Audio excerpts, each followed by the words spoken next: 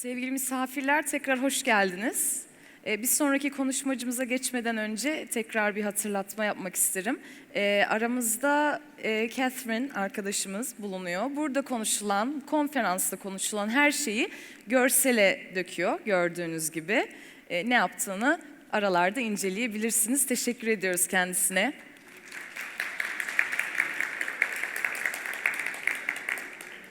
Sıradaki konuşmacımız Rich Nadworny. Rich, Save'nin kurucu ortaklarındandır. Ayrıca çeşitli projelerde kuruluşların tasarım ve insan odaklı kültürlerini oluşturmalarına yardımcı olur.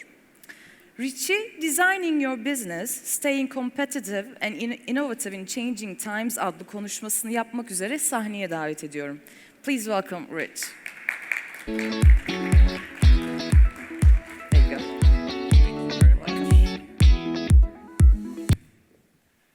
Hello, everyone. Thank you for coming. I want to thank BA Istanbul for inviting me here to speak. It's actually my first time in Istanbul. I'm finally glad I was able to get here. And I was really happy to listen to Eric from Explain. Explain's been actually one of my favorite companies for 15 years. You guys have served as an inspiration to me on my journey. So what a pleasure to listen to you. So my name is Rich Nadworny. I'm here from Stockholm, Sweden, where I've just launched a new service design company, Savvy Design Collaborative. We help companies improve services or create new ones, and then we train organizations so that they can do service design internally.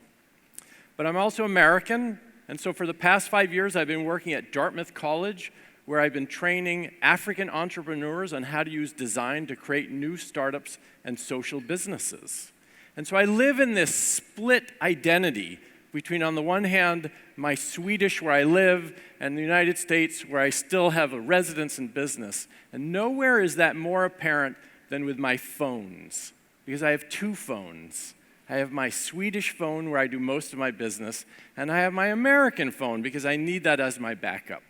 And recently, I had to change part of my account in the United States on my American phone. So I go online, AT&T, right, one of the biggest telecommunication companies there is. I go online, I can't figure out how to make the change. I chat with someone online, and they say, you need to call customer service. Okay. So I'm cheap, so I Skype them instead of call them. I don't want to pay my long-distance charges. And I get into one of these automated telephone systems. Do you guys ever called one of those, right? It's an amazing piece of technology. It's got voice recognition and artificial intelligence, and it's supposed to get me to my answer really quickly and efficiently. But of course, my question isn't really that normal, and Skype keeps dropping out, so this machine has no idea what I'm trying to do. It keeps getting me to the wrong place. And I notice after a couple of minutes, I'm getting irritated at the machine. I'm raising my voice at this machine, which of course it can't tell. And I have a suspicion now that this system isn't really there to solve my problem. The system is there to keep me from speaking with another human being for as long as possible. Because of course, as soon as I talk to another human being, a very nice woman named Clarissa in Texas, she solves my problem in about a minute and a half. And I think that AT&T, like many other organizations, has forgotten two key things. The first thing that it's forgotten is this: that organizations and companies are made of people. We like to look at stock prices and other data indicators of what a company is, but at the end of the day, it's groups of people who've been gathered to accomplish certain tasks. And that's a good thing, because the other thing that they're forgetting is this: that users and customers are actually people too. Unbelievable. We like to put numbers, right? They're visitors and users and data points. But really, at the end of the day, it's another person somewhere, logically and often illogically, trying to do something. And that's really the foundation for my talk today about people, design, and innovation. Emra opened the conference talking about the importance of human beings in this process. We also talk a lot about innovation. And my point is that if you really want to be innovative and create something that gives you a competitive advantage, you really have to start with people. And the bridge between people and innovation is design. It's the design thinking and human-centered design and service design that you're going to be hearing about for the rest of the day today and in the workshops tomorrow. It's the bridge. It's how we get there. But of course, these words, what do they actually mean? I think we all can agree on what people are. I think most of us are actually people here. There might be a couple of bots over in the tech section, but we're not sure. But we're all people. So what about design and innovation? Well, the best definition of design that I've seen is this. Design thinking is the discipline of developing solutions in the service of people, right? It's a discipline. There's a work process to it. It's not just throwing sticky notes on a wall and having fun. You follow the methodologies and the tools to develop solutions, to come up with something. But at the end of the day, design is really in the service of people. And I don't think you can really emphasize that enough, that design and people are so tightly wound together. Without one, you can't do the other. And innovation, the best definition of innovation that I've seen is this, by Roger Martin, who's a business author and works at business schools. He says, innovation is customer-driven. It's providing a new product or process that adds value to someone's life. Right? Pay attention. It's not new. Creating something new is invention. But if it's going to be innovative and we're going to use it, it has to be providing a value to somebody else, to another human being. And I think these two things, both innovation and design, really have their foundation in the same place of providing something of value, of use, of making someone's life better. So that all sounds good, right? But I know you guys are business analysts, and you like to see numbers because this all sounds really nice and fluffy and warm. So does it work? Well, Emma also talked about the McKinsey study. Last month, they just released a new study about the value of business design. They did a huge survey with lots of different companies, and they found that of the companies they surveyed, the top companies, the ones who were really doing design in the company the way that Eric had described, they had 32% higher revenue growth than companies who were not doing that. So they're starting to quantify what's the value of design in business, and it shows that if you follow design and embed it in your company's going to grow faster than your competitors. The most interesting thing I found in this report was actually something else, and it said this, that over 40% of the companies they surveyed still aren't talking to their end users during development. 40%. Think about that. 40% of the companies are not talking to their customers at all. The ones above them, maybe they're talking a little bit, but most of them are not. And on the one hand, that's a scary statistic, but I think for everyone in the room, it's a huge opportunity. Because what it says to us is that when we bring customers in and we talk to them through our design process and we engage them, we're actually gaining a competitive edge over all those 40% who are not doing that. So those are traditional companies and organizations. But the fun part about this is we see this even with startups. This is a survey that CB Insights did evaluating why startups fail. And the reality is most startups fail, even though we like to read about the unicorns and the $1 billion of valuation. Most startups fail. And they said, why? Why are startups failing? And usually you say, oh, we don't have enough money or we didn't have the right people. But what they found was when they surveyed that the number one reason that startups failed, 42%, there was no market need. So think about that. Think about all the billions of dollars invested in startups, all the thousands of man hours, creating something that nobody wants. Right? No one needs these things. They haven't talked to their customers. And this is true, when we see this now, it's true of organizations, it's true of startups. And again, it's a huge opportunity for us. How do we bring people in to our processes to get better, to become more innovative? Because it's my belief, truly, that those who get closest to their people, both their employees and their customers, will win. I don't know do people know Ben & Jerry's? They're the big ice cream brand. They're actually the #2 ice cream brand in the United States. They're in 35 countries around the world. I thought they were in Turkey, but maybe they're not. They started out in my hometown of Burlington, Vermont. 2 crazy guys opening an ice cream store in an old gas station. And their principles, they had 3 principles. One was they were going to make their ice cream more fun for their customers than anyone else. And they also had a social mission to do things that people cared about. But their real trick was, even though they wanted to make customers love them, they were determined, even now, to love their customers more than they loved Ben & Jerry's. That's a pretty big goal. And what it's turned out is, these guys are now what's called the most beloved ice cream brand in the world.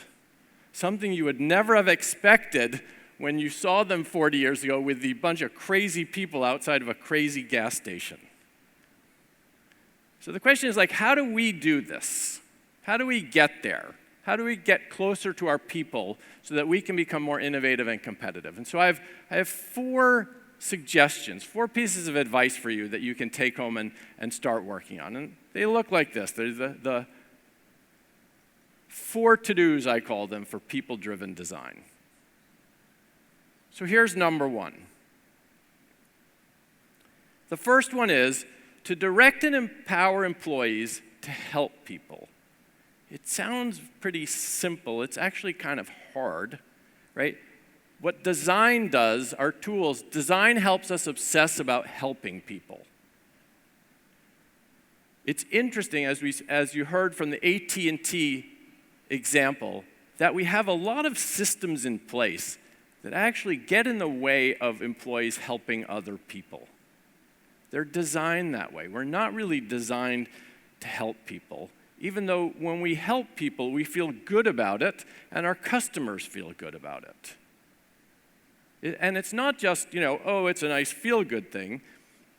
The research is starting to show that actually we're genetically inclined to help people. They're doing experiments to find these altruism genes. They've been doing these research projects in Denmark, for example, with identical twins. And usually what they thought was, helping people, I'm only going to help you if I'm going to get something out of it. And what they did was they tested identical twins about blood donations. Right? Because there's no benefit for me giving a blood donation. And what they found was there was actually a genetic element for helping people. We want to help people. We're built to do that. It's part of who we are. I don't know whether anyone saw this last year. This was a United Airlines flight in Chicago, and it's a man being physically dragged off of a plane, kicking and screaming, while the guards and the flight attendants help remove him. Everyone on the plane is screaming. They're taking pictures. I would say this is the opposite of helping. This is what it looks like in the extreme when we design systems not to help people. And the backlash against United was pretty big. So what does it look like when we do help people? Well, here's a client of mine. They're a financial services client. And like all older organizations in financial services, they're facing lots of competition.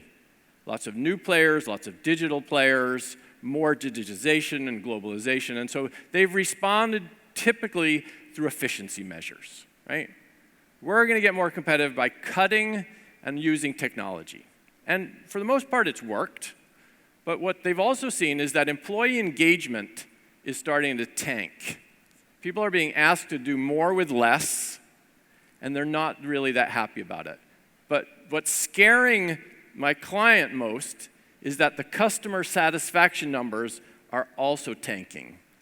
People are feeling the effects of the efficiency measures and feel like they're not really being taken care of. And so they came to us and said, how can we become more customer focused? Something's missing. We think we're doing the wrong things, but people are not very happy. And so we use our design processes and our service design tools to go out and we talk with customers and we talk with employees to figure out what's going on. And we find pretty quickly what's going on is not too difficult to understand. That There are rule books in place for people on the front lines on customer service and who are going out and speaking with people. And the rule books say, you can say this, but don't say this unless someone asks specifically, right? It's a financial services company. So if everybody kind of knew the tricks you could do, we wouldn't be so financially successful. So just don't say anything unless someone asks. And so what's happening is there are people who are in need. People who are not so well off economically, who've saved maybe a little too less for pension or have insurance questions, who really need help. And the people are being told not really to help them. There are other people who call up, they're fairly wealthy, they really don't need the help. There's no problem in not helping them. But they're being told not to help. And moreover, in customer service, like probably many of you are aware, how do you measure success in customer service? You try to keep the calls as short as possible, right? You're measuring calls by the amount you can reduce the amount of time you're talking on the phone. And so what's happening with the customers, they're getting shorter and shorter answers that are not answering their questions, and they're frustrated. But more importantly, the employees themselves came to us and say, I feel like I have a moral dilemma. I feel like I should be helping this person, but the job tells me that I can't do that, and I'm also supposed to get them off the phone as quickly as possible. That doesn't feel right. And so we engaged in a couple of prototype experiments with them and the customers, and we asked them, what would you tell your mom if she called? Right? Because you got to help your mom. Most of us want to help our moms. And what happened was, they told a completely different story if their mom called than if some normal customer called. Of course they did. Could you imagine if you fooled your mom? Boy, you'd be in trouble. And so what we ended up doing was we started rewriting the rule book. And we said, look, let's do a screening. And if you see someone, you can identify that someone really needs help, they're not well off economically, give them the advice that they need. Help them as much as you can. Don't worry about the length of the call. And we changed how we were going to measure success. And so ultimately, at the end of the day, when we did this and started rolling it out, the employees felt so much better about what they were doing. The customers were way happier. And actually, the call volume started decreasing because they were solving more of the problems and people were not calling back. And so that's my to-do number one. Direct and empower employees to help people. When we help, it's what we're geared to do. People feel good about it. It engages employees. Customers are more satisfied. And we know after we look at what's happening in this vertical that none of the other competition are doing this. They're going to be playing catch up. So get your employees to help people. That's number one. Here's number two. We hear about this a lot. But make problem solving central to every employee's work. It's really their human superpower. I run lots of workshops. The biggest challenge for us, as Emra said, was don't try to solve the problem right away. We love solving problems. We're just built for it. My friends, they love trying to solve my problems. Doesn't matter what I tell them. They have a solution like that. I don't know whether you have friends like that or not. And what design helps us do is, design helps us solve the right problem. So we want to engage people to solve problems and focus them on the right problem. And again, this sounds really good, but our brains are built for problem solving. They're maximized for problem solving. We have these things like cultural repurposing and evolutionary repurposing, instrumental repurposing. It means, unlike almost every other species on Earth, we can take things and figure out new uses for them. We can take things we've used on stage and apply them in some completely new environment that has nothing to do with us. It's one of the reasons why we're so successful as a species. Our brains are geared to look at solving problems in new ways. And yet, most of the jobs we have really aren't maximizing that. And we really want to focus on solving the right problem. This is where design comes in. And I think there are right and wrong problems. I think you can clearly say that. Landing a man on the moon in 10 years, I think that was the right problem to solve. I think that was pretty cool. We had never done that, and we landed on another planet. Starting a business to send a message on a potato to someone else, I think that's the wrong problem to solve. I don't think any of us here are sitting here thinking, gosh, If I only had a potato with a message from Potato Parcel, my life would be so much better. I don't know, anyone? No. I think that's the wrong problem to solve. So I want you to meet one of my students, Jamila Mayanja from Uganda. She was at Dartmouth with me a couple of years ago, going through my design-driven entrepreneurship program. I was teaching her how to use design to create businesses and make her business better. Here she is actually, she's being called out by President Obama at the Yali Summit because Jamila had started a very unique business in Uganda where she was trying to help unemployed and underemployed women get job skills so they could save enough money to open their own businesses. And what she did was she started a little laundry service, and the girls would come and get training, and they'd run a little laundry service, and they'd save their money, and then they'd open up their own business.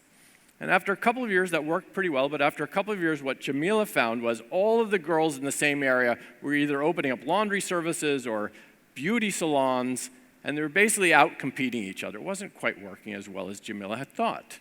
So Jamila puts on her, design thinking cap and starts to figure out, how can I solve this problem in a better way? How can I give these women job opportunities in unique ways that we haven't thought of before? And she uses her design skills, and she goes out and she talks to people in her community to figure out what their problems are.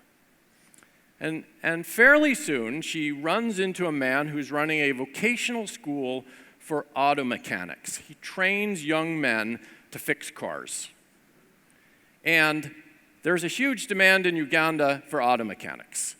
But the boys, they're not so crazy about being an auto mechanic. They want to be a software engineer or a businessman. It's not sexy enough, even though they can get work. So his enrollment at the vocational school is sinking. And so he starts talking with Jamila, and Jamila says, how about if I bring some of the girls? You can train the girls. It'll increase your enrollment. And so they decide they're going to give that a shot. Okay, so that's one problem down. The next problem Jamila has to solve is, okay, if girls get auto mechanic training, will anyone actually hire them? It's a pretty big problem to solve. And so she starts interviewing auto mechanic shops around Uganda, and she ends up at one, talking to the manager of auto mechanic shop that's part of the largest chain of auto mechanics in Uganda. And he's like, this is pretty interesting. I might want to give it a try, but I'm a little worried about having the men and the women working so close together. I think there's going to be some hanky-panky or things are going to get in the way. So if we can separate the men and the women from the work, I'll give that a shot. So Jamila says, okay, I think we can figure out a way to do that. And then Jamila has to solve the third problem, which is, will the girls sign up for this? And many of the girls come from religious homes, and they need to be covered, and they want to make sure that they can put on their auto mechanics uniform while still wearing what they should be wearing, and they need to convince the girls that this is okay, and they need to convince the families this is okay. So they come up with a type of uniform that solves their needs as well. And so off this program goes. They train the girls in the vocational school to be auto mechanics. They put them out into the service stations to train them and start working. And what happens? Well, the vocational school, after 2 or 3 months, the guy running the vocational school starts noticing that his enrollment is starting to go up. What's going on? Well, the boys, who didn't think being an auto mechanic was very cool, now like the fact that this is a co-ed vocational school. There are girls there, and they're like, yeah, I could sign up for that. That sounds pretty cool. So his enrollment starts going up. At the service station, even more interesting things are happening. The service station manager notices after a couple months that the level of work coming out of the auto body shop has gotten a lot better. There are a lot fewer mistakes. And he's like, what's going on here? Well, the guys, now that there are girls showing up, they want to show that they're better auto mechanics than the girls. So they start doing better work. They want to show off. So the work gets better. But here's the most interesting thing. The women who are bringing their cars in to be served notice these women auto mechanics, and they're like, what's going on there? I want them working on my car.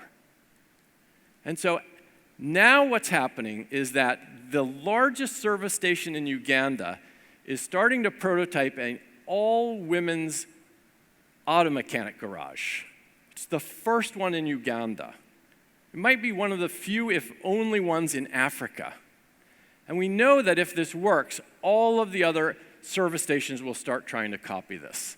But they have the first mover's advantage. And so really, it comes down to this idea of making problem solving central to every employee's work. This is what Jamila did. She kept solving problems. She kept using her design tools. It's her superpower, like most of us. And not only does it lead to innovative solutions, it's leading to completely new business models.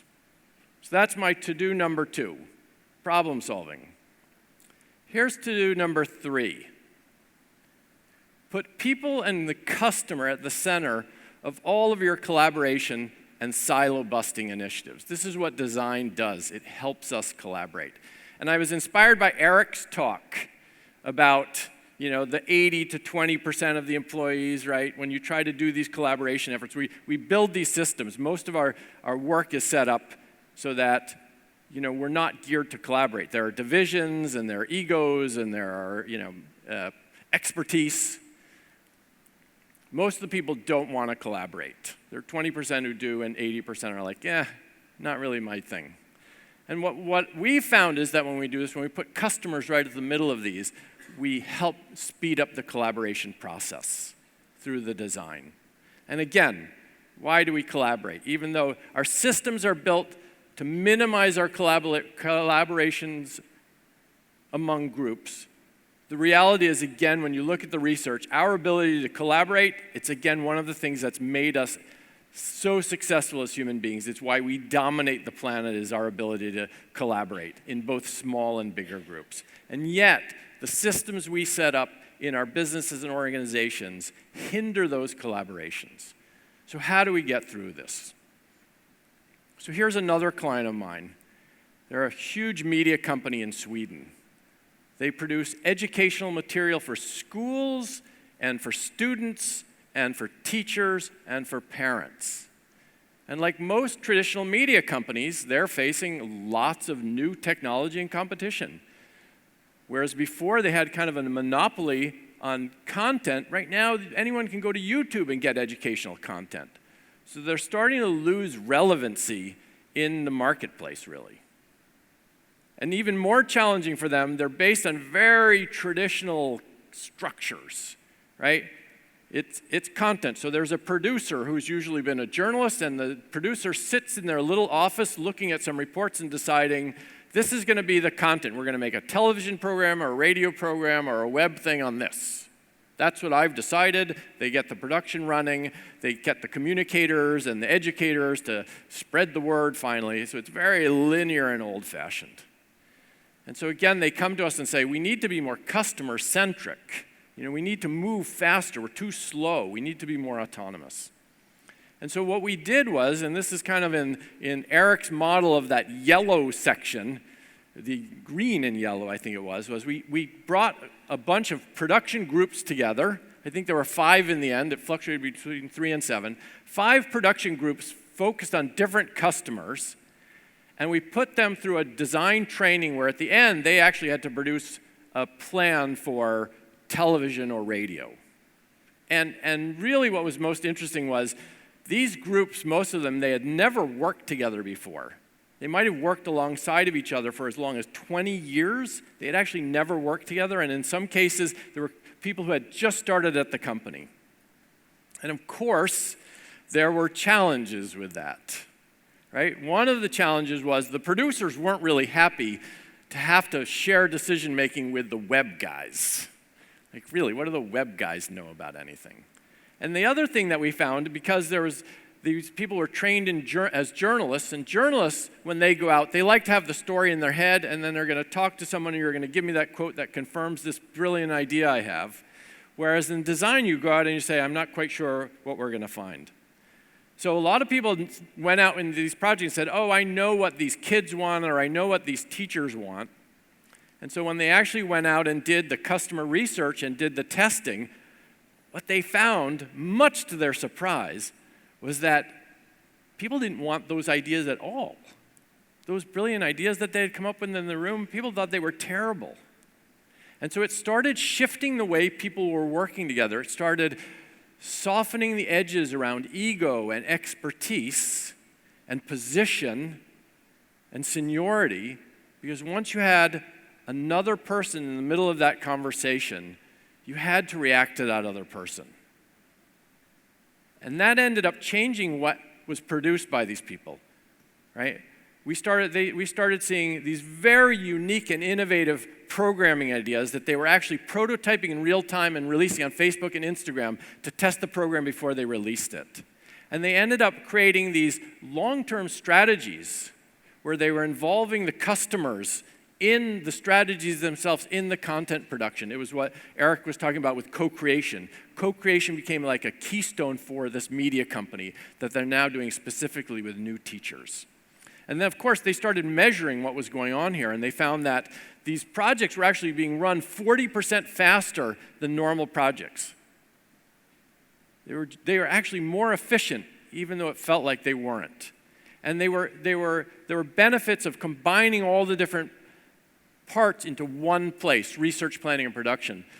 But I think personally the most important thing, the most gratifying for me, who was coaching these teams, was that once the teams were done with the project, the first thing they did was they went back to their groups and started teaching other people how to do these same things and integrating these processes in projects that weren't really running this way. They started spreading the word organically.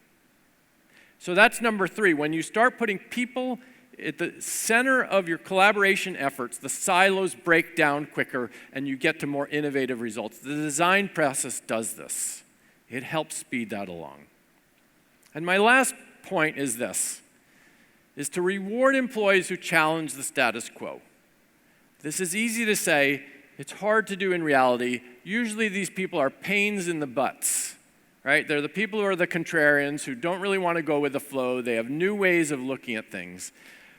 But our challenge is to reward them instead of punishing them. And what design does is that design gives us a way of reimagining and reframing. So my last story is of another student of mine, George Baka. I was in Nairobi, Kenya, teaching my design-driven entrepreneurship program to East African entrepreneurs. And as part of the program there at Kenyatta University, they brought in partners who would help. And the partners would come and say, we have this project. Why don't we let the students work on the project? And in George Baka's case, we had one of the largest banks in Kenya come. And they said, we don't understand young people, therefore we need an app. Sound familiar? Yeah, and we said, that's not a good design project. How about we'll focus on young people and see what we come up with? And so they grudgingly said, okay, we'll let you do that, even though they kind of wanted the app. So George and his team went out, and they talked with lots of young people in East Africa, and they found a really interesting group of young people. They were young entrepreneurs. There's lots of entrepreneurial spirit in Africa, and these young entrepreneurs had these business ideas, and they were making sales, but they had like a cash flow problem. They needed the cash to buy the supplies so they could run their business. And George and his team came up with this idea that, hey, the banks won't lend them the money. How about if we develop a system where friends and family can go and guarantee parts of the loan so that these guys can run the business? And so they put together this presentation, and they pitch it to the bank. And the VP sits there and says, this isn't an app. This isn't a banking app. I hate it. And so George, like many entrepreneurs, comes out of that meeting and says, I'm going to make that guy sorry. He's going to be sorry he told me no, right? So what does George do? George goes back to his home country, and he starts working on this idea, right? And one of the things he finds is, actually, friends and family don't want to loan money to their friends at all to start their new businesses. It's way too risky. But what he does find, he finds a whole bunch of different investor groups who thinks this is a good investment. It's fairly high risk, but it's good return. And he finds a group who are willing to invest in these young entrepreneurs. so they can solve their cash flow problems. And so he ends up working with groups like the Masha Dairy Cooperative.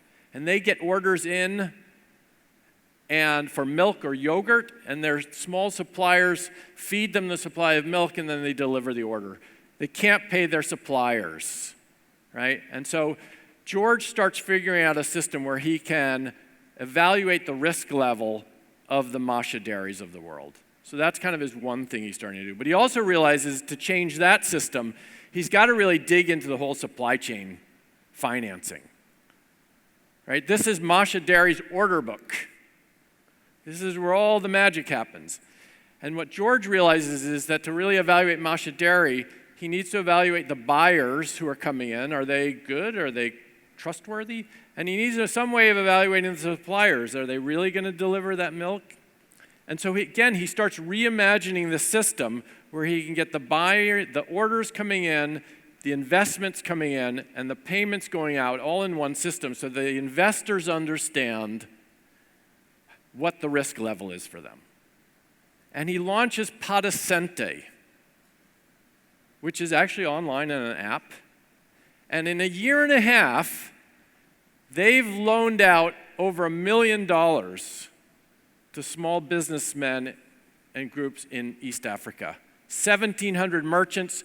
They've had 6 million orders come through this system, because that's really the system. It's e-procurement, e-payments, e-factoring. This has proved so successful that it's starting to expand in Western Africa and actually in the Middle East. But here's, I think, the most interesting thing. The ones who are coming in now, because they need to scale, the ones who are coming in now with the money who are going to invest in Padasente, guess who? The banks. The same banks that thought this was a terrible idea because it wasn't an app are now going to provide George the funding so he can expand this, and George is going to make money on them all along the way. They could have had this for almost nothing, but it was too different. It wasn't what they had imagined. And so that's number 4. Reward employees who challenge the status quo. They're going to be the ones who make you innovate even if it's uncomfortable. This is what design does. It encourages reimagining and reframing. So those are my 4 to-dos to creating the design-driven enterprise or startup. Is direct employees to help people, make problem-solving central to every employee's work, put customers at the center of all of your collaboration and silo-busting efforts, and reward people who challenge the status quo. The way you do this is through your design tools and processes and methods. It's one thing to say, go and help people. Give them the tools to do it. This is what design is built to do, is to help them. And you can measure these. These are all measurable. They're not just fun things to say.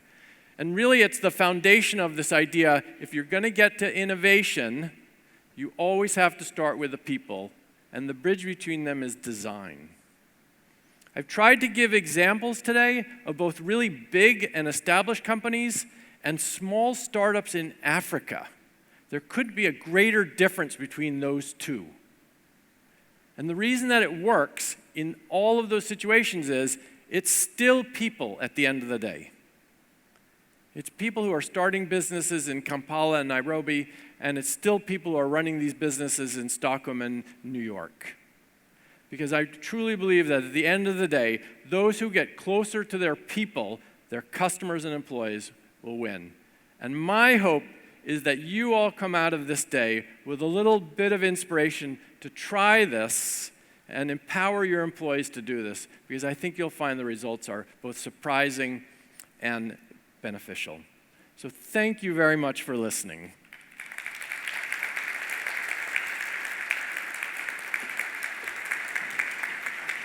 I have 2 minutes left, apparently. Oh, sorry. You can come up. Were there any questions? Yes.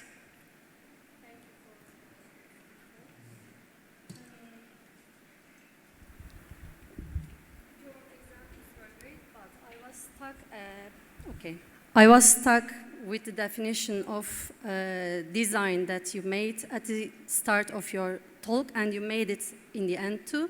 You defined it as the bridge.